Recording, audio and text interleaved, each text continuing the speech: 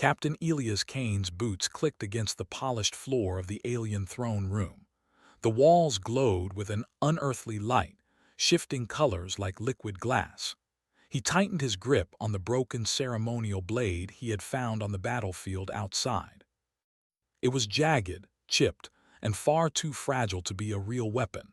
Yet in his hands it felt heavier than any sword he had wielded in the human military. At the far end of the room, perched on a raised platform, was Princess Lyra. She was nothing like humans, yet somehow she radiated authority that felt familiar. Her skin shimmered faintly in the dim light like the surface of a pearl. Her eyes were large and reflective, catching Kane's every movement. "End me or enter me," she whispered. The words made Kane freeze. His mind raced. Was this a threat, a command? The cadence of her voice was soft, yet it carried a weight heavier than any artillery strike he had ever faced. He glanced at his blade. Broken, useless. But somehow it was all he had to defend himself or to act. "Enter you?" Kane muttered under his breath. "What the hell does that mean?" Lyra's lips curved slightly into a smile. It was faint, but there was power in it, the kind that could bend armies. "Choose human. Your hesitation decides your fate." Kane's heartbeat thundered in his ears. He remembered the messages from Earth Command. First contact was meant to be cautious, peaceful, but nothing had prepared them for the intelligence, the sophistication of this species. Or for the fact that the so-called princess could challenge a trained soldier with a single glance. He took a careful step forward. His eyes never left hers. I don't want to hurt you," he said, keeping his voice steady even though his hands trembled slightly. "But I don't understand what you mean by enter you." Lyra tilted her head, studying him as if she could peer into the very workings of his mind. "It is not harm, human. It is a test. Your people rely on strength, yes, on weapons and strategy. But the true measure of a species is ingenuity. Will you destroy or will you adapt?" Kane's brow furrowed. Adapt. That was human. Humans could think, improvise, survive, even against impossible odds. He glanced down at the broken blade again. It was useless for combat, yes, but perhaps it was more than that. Perhaps it was meant for something else. Lyra's voice was soft, almost a song, yet each word pressed on his mind like a physical weight. "The choice is yours. If you strike me down, your people will have no chance to learn. If you hesitate, you may understand the way to survive, or you may fail." Kane's mind raced. Weapons, strategy, survival. This wasn't like the drills or simulations on Earth. This was a puzzle, a test, and the stakes were higher than anything he had faced.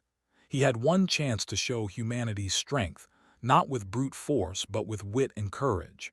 The throne room was massive, taller than any human building, with crystal pillars stretching upward. Light refracted through them in patterns that made Kane dizzy if he looked too long.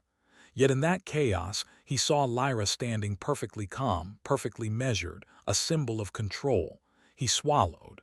"So, you want me to see what humans are capable of," she interrupted. Her voice was calm, but it carried a power that made him aware of his heartbeat in every corner of his body. "Not to fight, not to destroy, to prove that your species can adapt when faced with the impossible." Kane's training fought against him. He had been taught to act, to strike, to control the battlefield.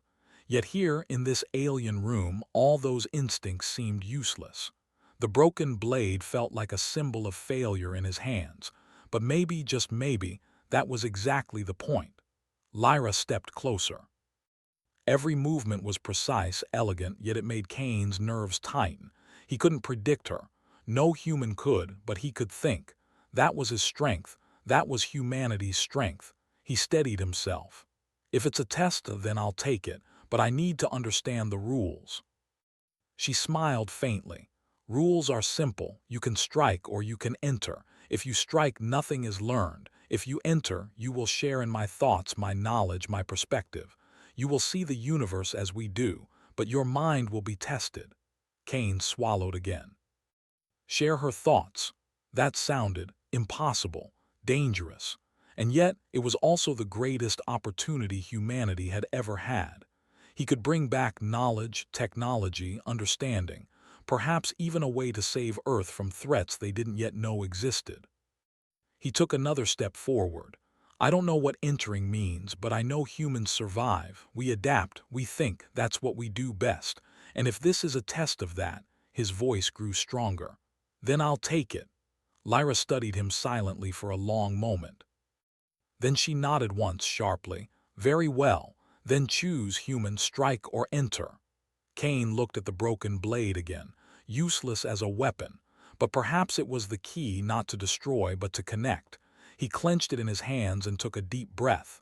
This was humanity's moment. Not to conquer, but to prove they could think, adapt, and survive. He stepped closer to Lyra. The throne room felt alive around them, walls shifting with light, the air humming softly as if the planet itself was aware of their choices. Cain felt fear, yes, but also a strange exhilaration. This was more than survival. This was a chance to show what humans were truly capable of. Lyra's eyes softened slightly, and for a brief moment Cain thought he saw a spark of curiosity, maybe even hope. "Are you ready?" she asked. Cain raised the broken blade not to strike but as a symbol. "I'm ready," he said. The room seemed to hold its breath. Light shimmered around them. And then Cain felt it, a pull, not physical but mental. Like the universe itself was shifting, waiting to see if humanity would rise or fall. And with that, the test began. Captain Elias Cain's mind was a storm of thoughts as he stood in the glowing throne room. The words Princess Lyra had spoken were still echoing in his head. Strike or enter. He had chosen to enter, but what did that really mean? The air around him shimmered softly, and he felt a gentle pull at the edges of his mind, like invisible fingers brushing against his thoughts. Cain stumbled slightly but regained his balance. His instincts screamed caution, yet curiosity urged him forward. "Human," Lyra's voice was calm but firm. "Do not fear. Entering is not death, it is understanding. You will share in my mind and with my people, but your own self will remain intact. Only your mind will explore." Cain's brow furrowed. "Explore your mind?" he asked. It sounded impossible, like something from the most advanced virtual reality programs, only this was real. And more than real, it felt dangerous. Lyra nodded. "We call it confluence. It is our way of sharing knowledge. We merge temporarily. You will see what we see, know what we know, feel what we feel, but your consciousness remains your own. You can leave at any moment if your mind proves strong enough." Cain swallowed. Humans had never faced anything like this. No battlefield, no simulation, no alien species could have prepared him. Yet he also knew this was humanity's chance. A chance to understand, to learn, to survive. He glanced down at the broken blade. It had been useless as a weapon, yes, but perhaps it was the key to this confluence. The human mind thrived on problems, puzzles, and solutions. He tightened his grip. "Then, how do I do it?" he asked. Lyra gestured gracefully and the light around her pulsed gently. "Focus on me. Let your mind open. Do not fight the connection, trust it, trust yourself. Only then will the knowledge flow." Cain closed his eyes. He focused, breathing deeply. Slowly, he felt a strange sensation, a warmth behind his forehead spreading outward. Images flickered in his mind. Stars, planets, alien cities, and complex machinery he had never seen. Information flowed in ways words could not capture. At first, it was overwhelming. Cain stumbled mentally, almost like drowning in an ocean of ideas. But he remembered the training humans prided themselves on: adaptation, observation, problem-solving. He forced himself to focus, taking each image, each sensation, and analyzing it. He saw Lyra's people, tall, elegant, their skin shimmering faintly in every color of the spectrum. Their cities floated above the ground, supported by technology that manipulated gravity itself. Machines moved with grace, almost alive, yet everything seemed connected, like the entire planet thought as one. Cain's human mind raced. The aliens' technology could save Earth from energy crises, resource shortages, even environmental collapse. He saw patterns, possibilities, and new ideas that humans could never have imagined on their own. But there was also danger. He saw threats, natural disasters, unstable energy grids, potential conflicts. The aliens were advanced, yes, but perfection did not exist anywhere, not even here. Kane realized humanity's creativity could fill gaps, solve problems, and even guide this species towards safer futures. He opened his eyes, or at least tried to. Inside the confluence there were no eyes, no hands, no physical body. Only thought, only awareness. And yet Kane felt more alive than ever. "Your mind adapts well," Lyra said, though the voice was now in his head, not in the room. "Humans are unpredictable, clever, resilient. That is why I offered this choice. Many species would fail, crushed by the sheer weight of knowledge. But you," Kane smiled faintly inside the connection. "Humans survive," he said, thinking it as much to himself as to her. "We adapt, we find a way." Lyra's image, more like a presence than a person, moved closer. "Yes, and now, human, you must choose how to use what you learn. Will you use it only for survival for your own people? Or will you help both our species understand each other, to avoid destruction and create a future together?" Kane hesitated. This was a moral choice.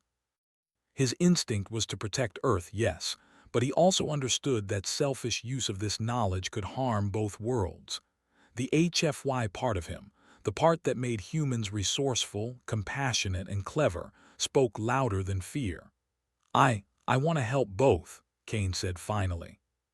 "Humans can survive, yes, but only if we work with others, not against them. Knowledge is worthless if it destroys instead of builds."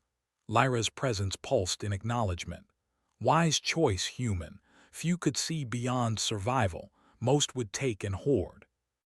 Your species shows promise." As Kane's consciousness remained linked, he began to understand Lyra's society more deeply. Their culture was built not just on technology, but on thought, empathy, and collaboration. Conflict existed, yes, but it was solved through intelligence, debate, and strategic insight rather than brute force. He realized that humans, though slower, less advanced, less coordinated, had something equally valuable: improvisation, chaos management, the ability to create solutions from almost nothing. That was what made humans special. That was why he, as one human among billions, could face this alien princess without fear. Suddenly, the confluence presented him with a puzzle. Lyra's planetary system had a structural problem. A massive energy node was destabilizing, threatening the floating cities. Kane could feel the panic in the alien consciousness. It was not fear like humans felt, but a precise, logical alarm. He thought quickly. Humans use trial and error, intuition, and imagination to solve impossible problems. Kane combined the alien logic he had absorbed with human intuition. Step by step, he proposed solutions, moving the energy flow in ways Lyra's people had not considered. The alien consciousness evaluated his suggestions instantly. Kane held his mental breath. Then, a wave of calm passed through the connection. Lyra's presence nodded approvingly. "You see," she said in his mind, "your species has potential we did not predict. Adaptability and creativity. We feared humans were weak, but you—" Her thought trailed off, leaving a sense of wonder. Kane smiled faintly. He felt exhaustion creeping in, not from physical effort but mental strain. The confluence demanded focus, but it had also opened doors to possibilities he had never imagined. "Rest now, human," Lyra said. "You have chosen wisely, and the knowledge you hold is only a beginning. Tomorrow you will learn more, and then the choice will deepen." Kane felt the pull ease, the connection slowly releasing him. He opened his eyes in the throne room. His body was alone, but his mind carried the alien knowledge, the experience of seeing the universe through another species' perspective. He looked at the broken blade in his hands. Once it had seemed useless. Now it symbolized humanity's strength, curiosity, courage, and the ability to survive in ways others could not predict. Kane exhaled, steadying himself. He had entered Lyra's mind, faced a challenge no human had ever faced, and come out stronger. He realized this was only the beginning. Humanity had much to learn, much to prove. And the HFY truth remained. Humans survived because they adapted, because they thought, because they refused to give up, even when everything seemed impossible. Outside the throne room, the alien cities glimmered under twin suns. Kane knew that the next steps would be harder, more dangerous, but he was ready. He had chosen the path of understanding, and that path would test every part of his mind, heart, and courage. And deep down, he smiled. Humans had entered the unknown, and they would survive. Captain Elias Kane woke with a start. The throne room was quiet now, but he could still feel the echo of Lyra's presence in his mind. The confluence, the mental connection, had shown him glimpses of her people's world, but he knew that this was only the beginning. Today, the integration would deepen. Lyra entered the room without a sound, moving with her usual grace. Her large, reflective eyes studied him carefully, as if reading not just his face but his very thoughts. Kane felt no fear this time. He had faced the first stage of the test and survived. "You are ready," Lyra said softly. "Today, your mind will merge fully with mine. You will see, hear, and understand everything our civilization knows. But your humanity, you must never lose it. That is the true test." Kane nodded. He gripped the broken blade lightly. It had become a symbol, not of violence, but of the human spirit. He understood now that survival was not about weapons, but about adaptability, creativity, and courage. "Show me what humans can do," Lyra whispered, and Kane felt the pull begin again. This time stronger, deeper. The world around him faded. The throne room disappeared. In its place was a vast expanse of light, color, and energy. Kane felt as though he was floating inside a universe that was alive, breathing, and aware. Lyra's mind surrounded him, not like a cage, but like an ocean he could swim in. At first, it was overwhelming. Knowledge poured into him in torrents: alien languages, star charts, energy systems, political structures, and mathematical patterns beyond human understanding. Kane's head spun. He almost lost himself in it, but then he remembered something. Humans survived impossible odds because they adapted quickly and creatively. He focused. He slowed the flow of information, sorting it in his mind. He connected patterns.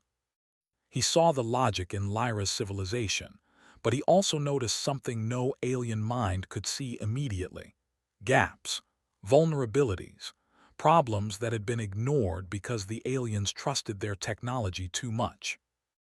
A warning flashed through his mind. One of Lyra's floating cities had an unstable energy core. If it failed, thousands of lives could be lost. Humans would act instinctively. Kane acted instinctively too, but he combined instinct with knowledge. He visualized a solution, merging alien technology with human improvisation. "Focus on the human approach," he whispered in his own mind. "Think like us. Combine what I know with what they know." The integration allowed him to do that.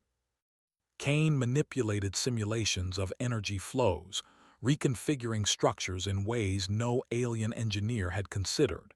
He felt Lyra's awareness guiding him, but he also felt his own mind asserting itself. A balance formed, human intuition paired with alien precision. Hours passed, or maybe minutes. Time no longer had meaning. Kane worked tirelessly, navigating layers of alien thought, constructing solutions, testing ideas, and discarding those that would fail. Each success strengthened the confluence. Lyra's presence was calm, approving, yet always testing him. Finally, Kane paused. He had done it. The energy node stabilized, the floating city would remain safe, and he had uncovered methods to improve other systems without risking harm. His mind buzzed with exhaustion and exhilaration. Lyra's voice, or rather her thought, entered gently. "You see, human, your species has something we cannot fully replicate. Creativity, resilience, the courage to act when others hesitate. That is why we offered this choice. You have proven yourselves worthy of understanding. Cain exhaled, feeling pride swell in his chest. Humans were often underestimated. Compared to alien civilizations, they were small, fragile, and unpredictable. And yet, they survived. They adapted. They thrived in chaos. He explored further. Through Lyra's mind, he glimpsed the planet's vast network of cities, forests, oceans, and technologies. He learned about their history. Wars fought with intelligence instead of weapons, negotiations that spanned decades, and systems that balanced life, energy, and thought. The aliens were brilliant, but Cain realized that human ingenuity could complement their brilliance. He tested himself further. Lyra presented scenarios, simulated crises in alien cities, political disputes among leaders, energy shortages threatening habitats. Cain solved each using a combination of human creativity and the alien knowledge he had absorbed. The alien systems were precise, yet sometimes rigid. Humans were unpredictable, but unpredictability could be a strength. Cain used it to find solutions no alien mind alone could. At one point, a simulation showed a massive asteroid approaching a city. Cain analyzed alien defense protocols. They were efficient, yes, but limited. He envisioned a hybrid solution. Humans had once diverted natural disasters with clever use of engineering and materials. He applied similar principles, adjusting alien defenses to respond dynamically. The asteroid was deflected and Cain felt a surge of satisfaction. "You think in ways few others can," Lyra said. "Your species does not rely solely on perfection. You rely on adaptation. That is your strength." Cain smiled faintly inside the confluence. "And that is why humans survive," he replied. "We find ways to win when we have nothing. We improvise, we never give up." Lyra's awareness pulsed warmly. "Then it is no longer a test, human. You have passed, but there is more to learn.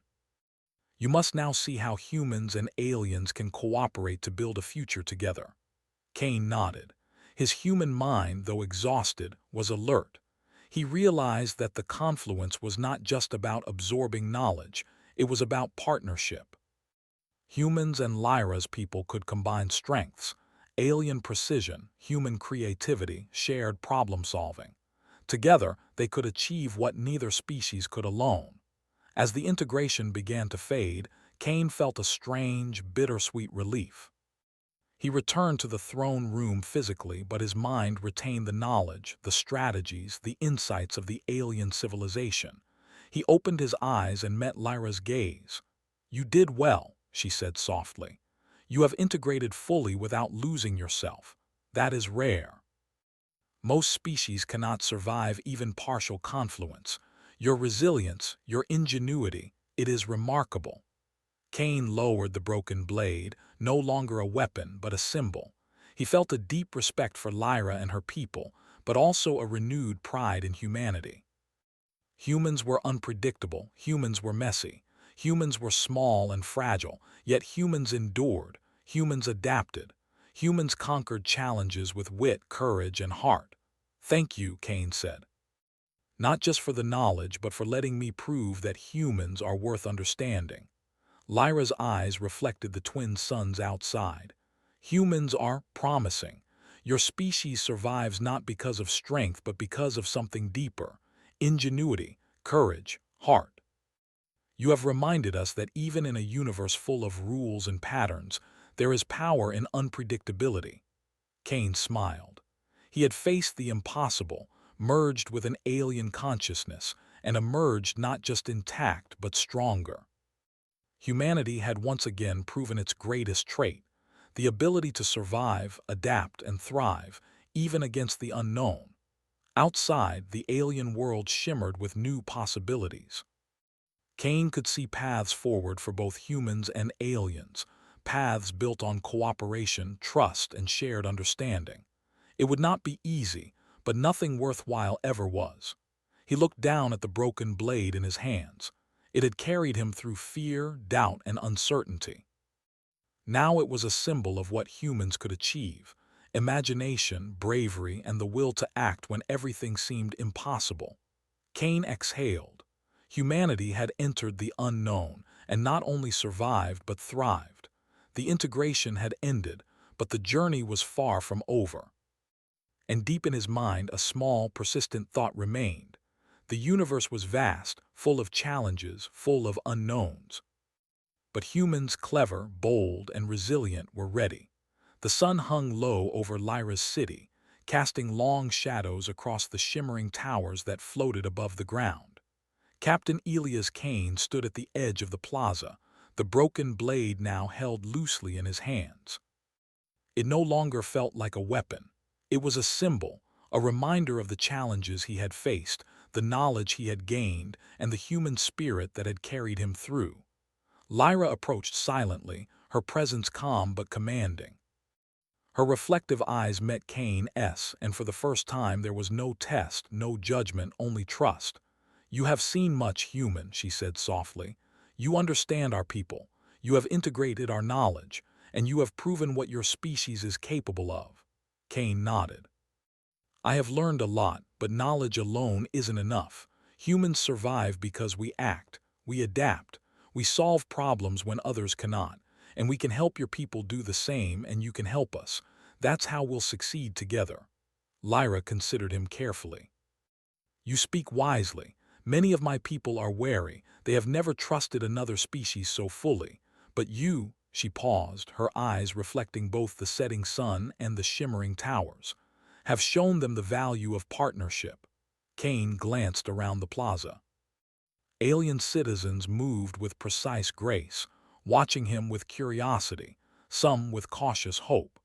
He realized that the integration had not just been a test, it had been an opportunity to demonstrate the human way of thinking, the very quality that could help both species thrive.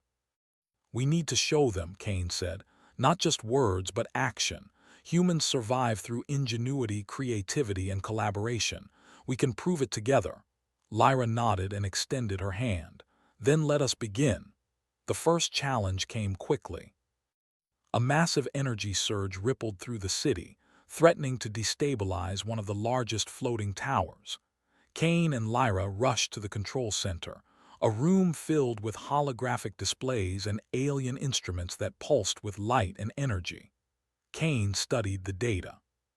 To an alien mind, the systems were perfect, but to a human mind, they were rigid. He noticed small patterns, flaws, and opportunities for adjustment. "Your system relies too much on feedback loops," Kane said, pointing to a holographic projection. "They stabilize in normal conditions, but under sudden strain they fail. We need to introduce adaptive measures." Lyra observed him closely. "Go on." Kane suggested a hybrid solution, a combination of alien precision with human improvisation. He reconfigured the energy flow, adding temporary stabilizers, and even proposed minor structural adjustments to the floating tower, ideas that were unconventional to alien engineers but perfectly logical to humans. The energy spike surged again. Kane held his breath. For a moment it seemed impossible. Then slowly the systems adjusted.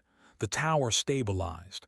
Citizens below cheered, their relief palpable even to Kane. Lyra's eyes gleamed. "Impressive. Your approach is unexpected yet effective." "Humans bring unpredictability, and that is strength." Kane smiled faintly. "It's how we survive." In the days that followed, Kane and Lyra worked together to solve more challenges, improving energy networks, creating communication links between floating cities, and even negotiating disputes among alien factions.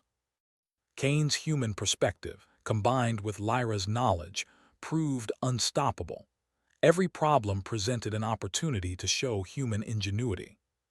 Kane suggested ideas that alien engineers had never considered: flexible energy conduits that adjusted automatically, emergency shelters that could deploy in seconds, and collaborative strategies that relied on improvisation rather than strict protocols.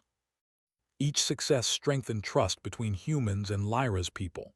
They began to see humans not as fragile outsiders, but as clever, resourceful allies.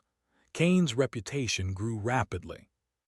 His broken blade, once a symbol of hesitation, now hung at his side like a medal, proof of what humans could achieve without weapons, brute force, or domination. One evening, Cain and Lyra stood at the top of the central tower, watching twin moons rise over the alien city. The light shimmered across the floating structures, creating a scene that was both alien and beautiful. "You have done more than survive," Lyra said. "You have inspired my people. They now see humans as partners, not threats. That is a rare achievement." Cain nodded. "We humans survive because we adapt. We solve problems. We act when others hesitate. And we care not just for ourselves, but for others. That's how we build alliances, not just empires." Lyra studied him for a long moment, then smiled. "Then it is settled. Our species will cooperate. Knowledge will be shared. Humanity and my people will face the universe together." Cain felt a surge of hope. This alliance was more than political. It was a meeting of minds, a blending of ingenuity and intelligence, creativity and precision. Together, they could overcome dangers neither could face alone. The next weeks were filled with joint efforts. Humans arrived, guided by Cain, and began to learn alien technologies. Lyra's people, in turn, learned from humans' adaptability. Together, they built hybrid systems, energy grids that adjusted dynamically, cities that could move in emergencies, and communication networks that spanned the planet effortlessly. Every success was a victory, not of one species over another, but of cooperation, of shared problem-solving. Humans proved that intelligence and courage were more powerful than brute strength. HFY moments appeared in every achievement. Humans finding solutions that aliens could not, humans improvising under pressure, humans showing empathy and insight that created trust. The broken blade, once Cain's only weapon, was now mounted in the central hall as a symbol. A reminder that survival was not about fighting. It was about thinking, adapting, and acting wisely. Finally, Cain and Lyra stood before the combined assembly of both species, aliens and humans together, listening as Cain spoke. "Our worlds are different," Cain said, his voice steady. "Our technologies, our societies, even our instincts are not the same, but we share something important: the ability to survive, to adapt, and to solve impossible problems. Together, we are stronger than either alone. Together, we can face the universe not as conquerors, but as allies." The assembly murmured. Lyra stepped forward. "He speaks truth. Humans have shown ingenuity, courage, and creativity that inspire us. They are not just survivors, they are partners." Applause erupted. Cain looked at the crowd, human and alien alike, and felt a sense of pride unlike anything he had known.